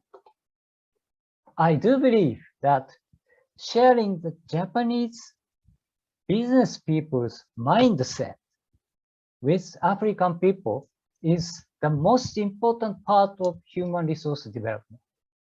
For example, I believe that the mindset of Japanese engineers who are thoroughly committed to quality is the most important element in producing high quality products. Next slide, please. That's why towards year 2030, the goal year of the SDGs, and year 2050, when 1/4 of the world population is said to live in Africa. Why not start from a long-term perspective? From now on, Japan and Africa will work together in the field of human resource development. As a first step, I thought it was necessary to let people in Africa know how cool the Japanese workplace, Gemba, is. Next slide, please. The distance between Asia and Japan is very close. There is always a lot of people coming and going. So naturally, we are able to create many opportunities for Asian people to feel the coolness of Japanese Gemba. as you can see, such a good cycle was running in case of Asia. Next slide, please. In case of Africa, on the other hand, the distance is far, and the movement of people is very limited, even the business trip. As a result, the situation continues where it is difficult to have an image of working together between Japan and Africa, where each other only know each other superficially. Next slide, please. That's why I think in this project, first of all, why not to change the way of appeal of Japan from the contents, rather than focusing on tourist image such as Kyoto picture or Mount Fuji or Asakusa picture. Let's try to distribute new contents as a manga or animation style or simulation game style that focusing on to the appearance and attitude of people working in ordinary Japanese town factories, means ordinary Japanese people like me. If young African people who see this movie show interest in Japan, then why not to support them so that they can actually come to Japan? Current initiative is not suitable for the stepwise, a little bit different. We live in the world where live movie can be distributed all over the world through the internet at the same time. I thought it would be a good idea to use it, so I propose this idea. The main reason why I propose is strongest point of Japanese business world belongs to normal Japanese people in the field. That is sort of my idea. That's all from my side. Thank you very much. Thank you very much, Hada-san, for your great inputs. I like the illustration of your slides about the circulation of the appeal of the fascination of the Japanese workplace, Gemba. Yes, I do agree with you. Yes, by knowing that kind of the reality or actual image of the Japanese industry or Japanese technology may appeal the African youth very much. Thank you very much. Okay, so that let's turn to the African side. Yes, thank you very much for waiting. The first the invitation from Africa will be made by Miss Sole from the Embassy of Lesotho. Yes, we know you have a rich academic background in science, especially biology, chemistry, and the environmental management, environment science. And you have experience as a researcher in university. Also, you have a lecture course in university. And you also have been working extensively on climate change initiatives as a diplomat. What do you think is the most important for Africa to combat climate change? And what should the African and Japanese science and technology communities can work, can cooperate with each other to achieve that goal? Okay. Thank you very much for having me. I'm very delighted to be here, and good evening to everyone. Combating climate change requires accelerated transitions to low carbon energy sources. Africa on its own cannot fight climate change. We need a concerted effort to do this. Every single country in the world, particularly developed ones, must take responsibility to ensure that we abate and reduce the rate at which our world is suddenly warming up by addressing their carbon footprint, starting with their own economies. Africa alone, with its 1 billion people, contributes to less than 4% of the world's total carbon emissions. Yet on that same note, we are the most vulnerable to the impacts of climate change, and on the same breath, the least developed. Climate change in Africa has affected weather patterns dramatically.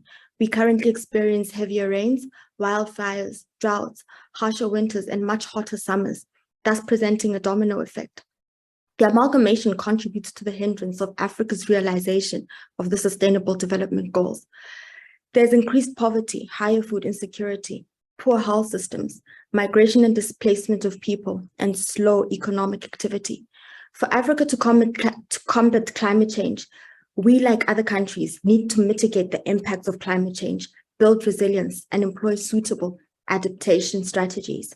Our African leaders must have the political will to combat climate change and treat the development of our continent with the urgency that it deserves. Africa has to be afforded the opportunity to develop, and that is a non-negotiable. A just transition is necessary. We need to be given the latitude to increase our carbon footprint in the short term where absolutely necessary. The carbon will be offset over time when our economies are mature and we begin to operate from a secular economy position. The same can still be attained using alternative sources of energy, but this will take time, thus increase the inequality we are currently victims of. We need to generate energy that will provide economic competitiveness, climate adaptation, global stability, and economic justice.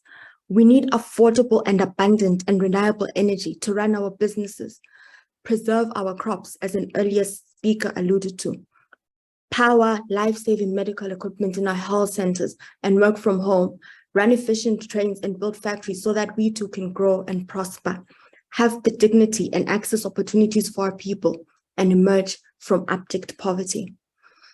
Africa trails behind a lot, and a lot of work needs to be done. For us not to be left behind once again, it is essential that we build back by putting science center stage, especially post-COVID. Realizing the potential the continent possesses, interventions that have since been offered by Japan through partner organizations are making the catastrophic impacts of climate change a bit more bearable for us. I was delighted to hear in Tunis that the declaration was adopted on the three main commitments that were made, amongst others, were investing in startups, green investments, and investments in human resources. As an environmentalist, you could only imagine my excitement when I heard of the notion of green investment. Access to climate finance, free and fair bond access to green and blue investments, redefining national priorities, better communication and information sharing, creating green jobs and youth employment, education focusing on climate science, multiple stakeholder involvement, research and development, integrated environmental management systems, and the use of multidisciplinary approaches, legal frameworks and policies that create a conducive environment, to name a few, are strategies that we can use. The biggest strategy, however, I find is one that puts people at the center of what we are currently trying to achieve. It provides a sense of ownership and it makes it more inclusive. The use of indigenous knowledge is also essential to help us navigate this dilemma. We need to allow science to be a tool that brings us together rather than one that sets us apart. Science needs to be watered down to help each and every one of us understand the central role it plays and in helping us progress and how we can participate. And the EAJ has done an exceptional job in how we can be included and the technological advances they offer across all sectors. While adopting progressive models of countries such as Japan, it is essential to realize that there's no cookie-cutter approach to solve our problem. We have to contextualize them. Research has to be augmented to close the scientific information gaps in Africa. Progressive countries can facilitate this by providing continued support in capacity building, digital transformation, technical and skills transfer. Africans and Japanese engaging across all sectors at different levels will result in cross-pollination of ideas, because sometimes you tend to find that the same solution can help us solve different problems. Support has to be offered to African scientists so that we too can be represented to ensure that responses address our continental priorities. Nothing about us without us. We need to be more specific in how we intend to carry out our plans. We need to have better data quality and availability so that our outcomes are measurable to support decision-making and attract investment. Japan, through its various organs, has contributed immensely to our development. The current report is a classic example of some of its contributions. Africa has to take a leading role in fighting climate change on our terms. We need to educate our people to fully understand our realities, challenges, and opportunities that climate change presents currently and well into the distant future. It is through the support of countries such as Japan that we achieve sustainable development. When we revive our economies post-COVID, we build back. It is paramount that we put sustainability at the core of our planning. We need to have robust engagements that are integrated and holistic. We need to adopt systems thinking mentality that realizing, as Albert Einstein plainly puts it, we cannot solve our problems with the same thinking we used to create them. We need to rethink, redesign, relearn, and reorganize ourselves. Our solutions have to be practical, attainable, measurable, and therefore we need effective tools to monitor and evaluate our progress. The issue of science and technologies becomes imperative in catapulting Africa to realize a better future. I look forward to a time where summits such as TICAD have a plenary session or equivalent of the business forum that focuses exclusively on science and technology and innovation and how it can facilitate to propel Africa's development.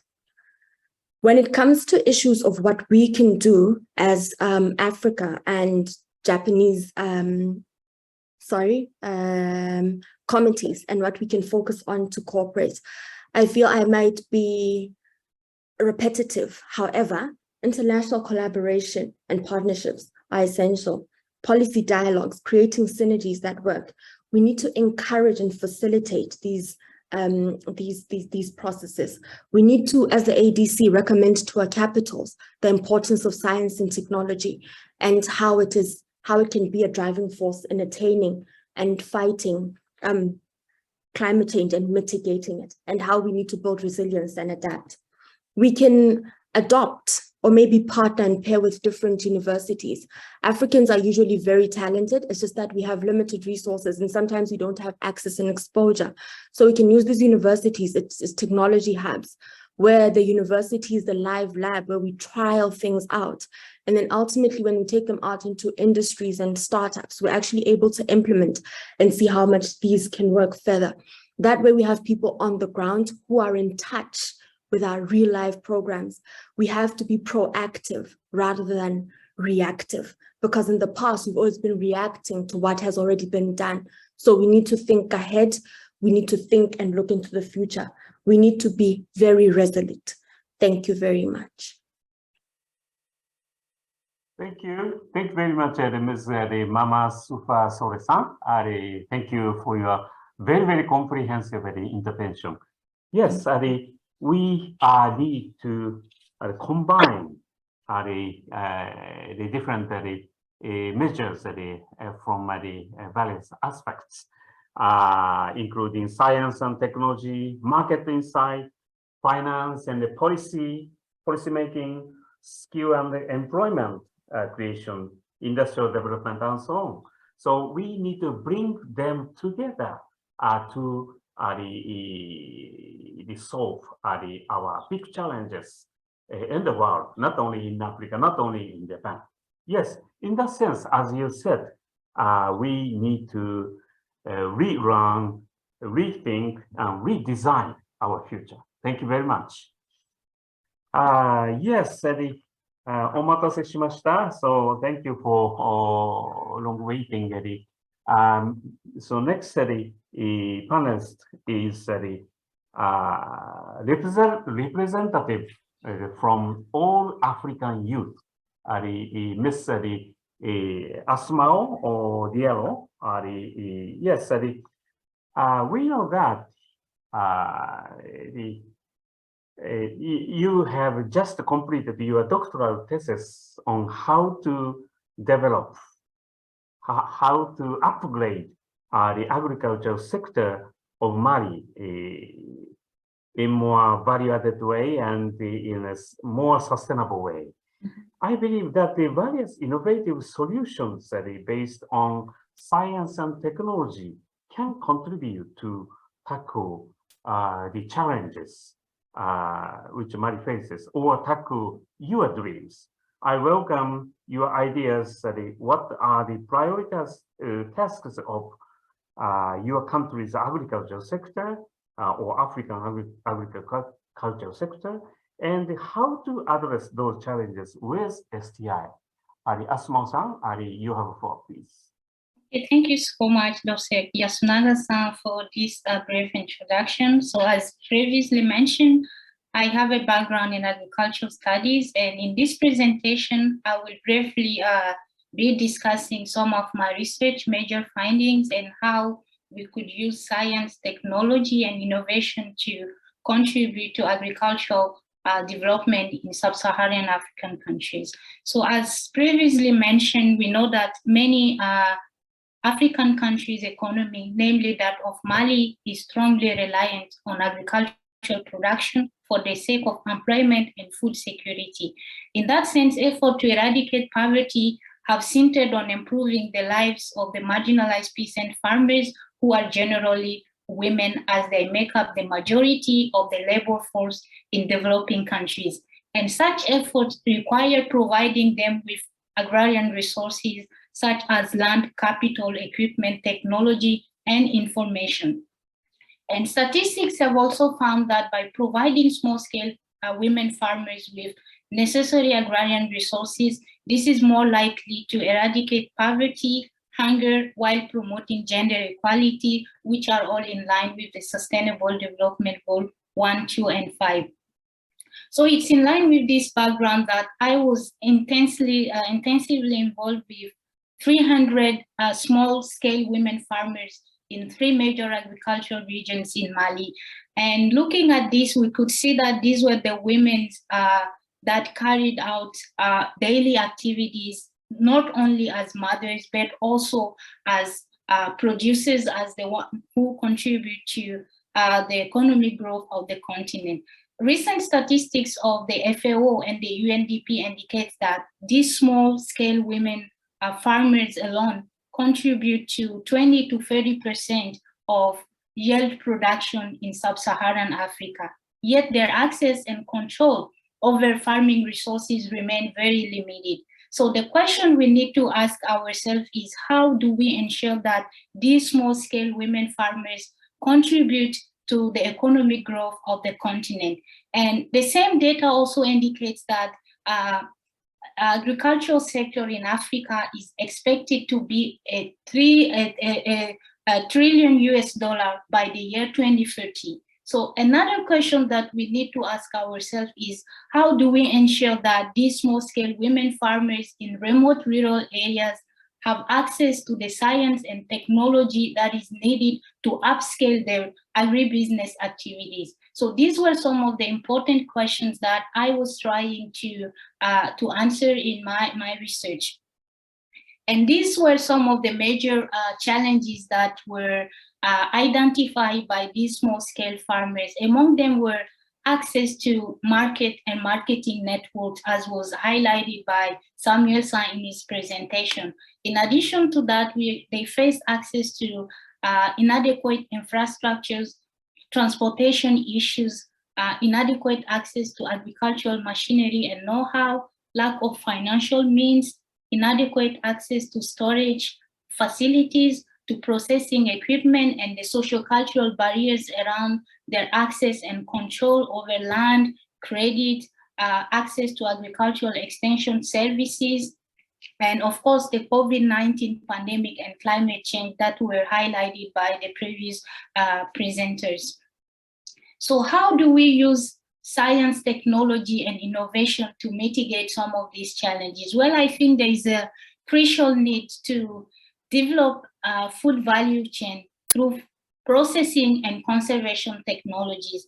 In addition to that, there is also a need to create improved crops that are adaptable to African climate and realities.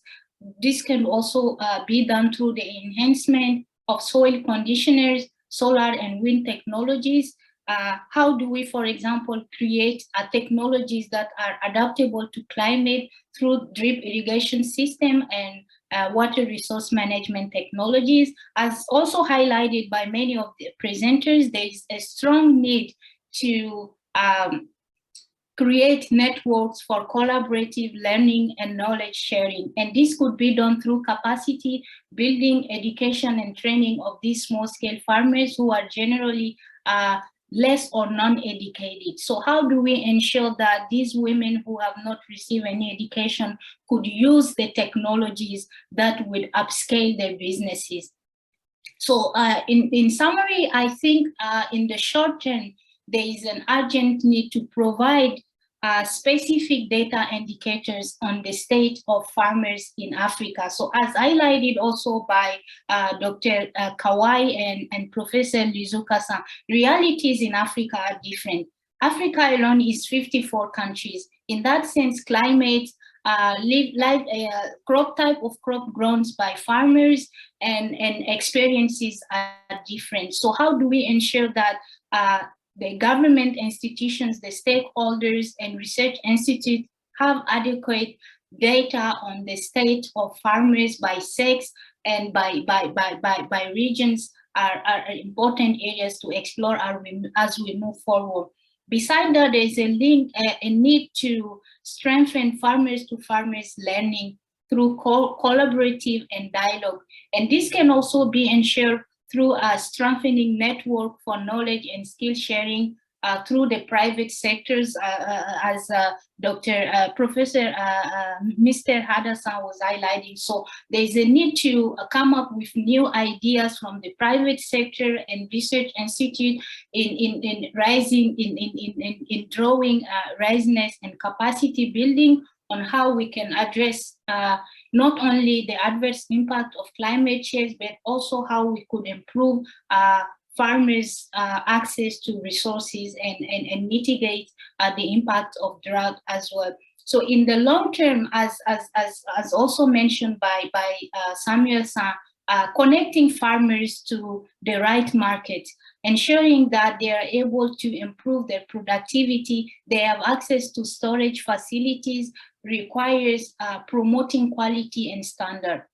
And this also necessitates assisting these farmers in obtaining the skills that are necessary for them to compete in the national, international, and regional markets. And also it requires providing them with the tools and skills that they need to add value to their products so that they are able to meet not only the needs and requirement of international markets, but also they meet the regulations. So in all, I would say that there is a strong need to develop an agricultural value chain in Africa with an emphasis on food processing through STI. It's only by doing this that we would be able to upscale these small-scale farmers' potentials and agency in producing in quality, in quantity, but also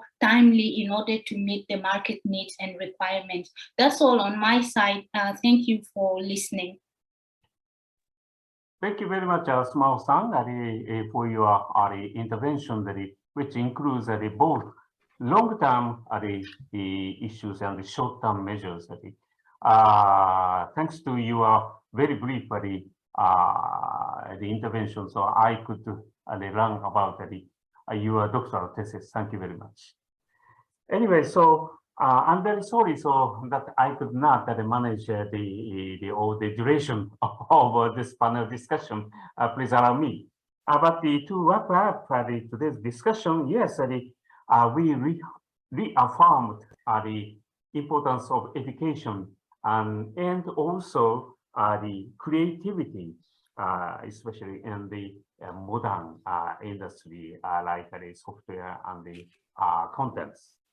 And also, we need to ensure the development of indigenous science and technology for Africa.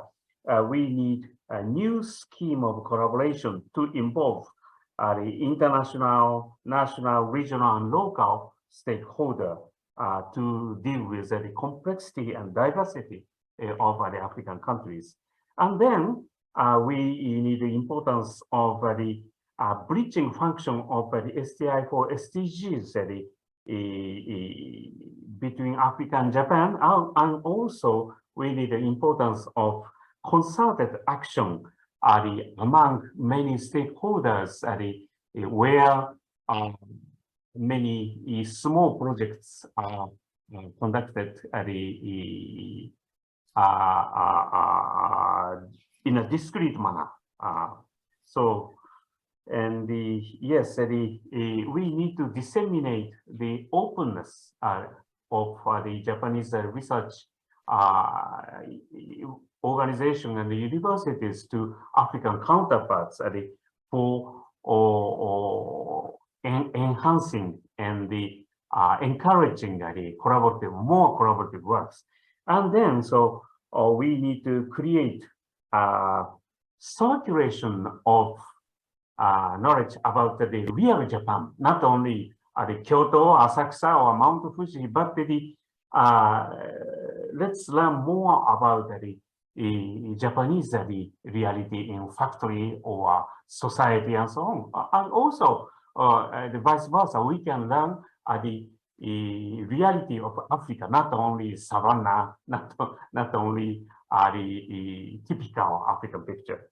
Yes, and that we need to understand the importance of redesign and rethink for our future, and we have to be more proactive to collaborate with African counterparts. And then, we need to recognize the importance of the access to the last 1 mile access to the benefit of STI. For example, in the case of small-scale female farmers in sub-Saharan African countries. And we believe that the science, technology, and innovation can contribute to attain such a great job for our future. Thank you very much. And back to Takamatsu-san for the closing of this event. Thank you very much for the active participation in this panel discussion. Thank you. Thank you very much, Yasunaga-san, and I'd like to thank all the panelists for the great discussion. And as discussed, there are many challenges and that we have to tackle, but also I think the good thing is all these indicate also the strong potential of STI collaboration in this field. As we are almost close to the end of the webinar, we now move to on to the closing remark. I would like to invite Dr. Nakamura for his closing remark. Dr. Nakamura, please take the floor. Thank you. Thank you very much for your hot discussion, very detailed information you provided. Anyway, last month, EAJ had published a proposal report on how to work together hand in hand with Africa and Japan to achieve SDGs by taking advantage of science, technology, innovation. And this proposal was very well received by Japanese government as well as the ADC members. To take it a step further, this event was held to discuss among stakeholders in Africa and Japan on why SDG is critical, how Africa and Japan shall work together, and what kind of concrete actions are indispensable. In the opening remarks, very high-level views on why and how Japan and Africa should strengthen the SDI for SDG was presented.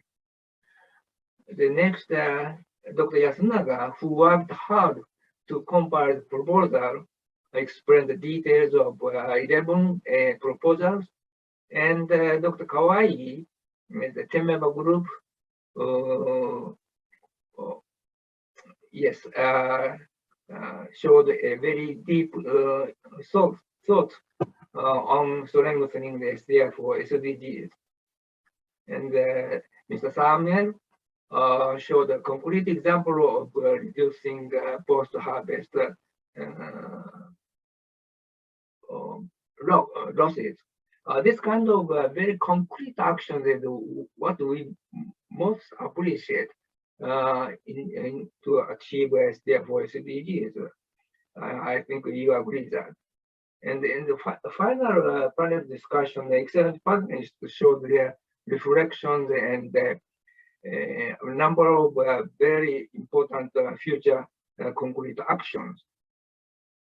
Through all of this, the point I found particularly important, first, to increase the number of people and organizations, including the young generation, that are more interested in Japan-Africa collaboration and take concerted actions.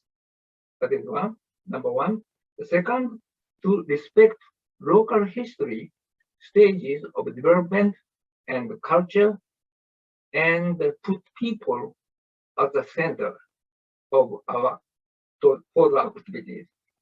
The third, to create new business or market, both in African countries and Japan. Without economic growth, we cannot tackle difficult challenges ahead of us. As I mentioned, the SDF SDG has the power of building a bridge between Japan and Africa. This event marks the beginning of our dialogue to deepen the partnership. EAJ will work together with ADC to maintain and develop this platform. Finally, I would like to conclude my closing remarks by expressing a sincere gratitude to many people and organizations involved in organizing this TICAD side event. Thank you very much. So I hand over to Takamatsu-san. Thank you very much, Dr. Nakamura, for taking us to the end of the webinar. As a final reminder to all participants, I have quickly three things. First, you will have an access to the recording of the webinar and also the report in the official EAJ website. The link in there you can find in the chat box. Please feel to disseminate and spread good words for this great work to accelerate better collaboration between Africa and Japan on SDF or SDGs. Second, I apologize for the time management, and we extended the session about 45 minutes. However, it also means that we are so passionate about this topic and have many things to talk about. So obviously, this is not the end of the discussion, and we need more engagement from all stakeholders, and we hope to continue this momentum. Last but not least, thank you very much all for your participation today. We will look forward to welcoming you to our future events and continue the discussion on SDF or SDGs in Africa. Thank you very much again. Have a nice evening, and have a great weekend, and also have a nice Silver Week in Japan.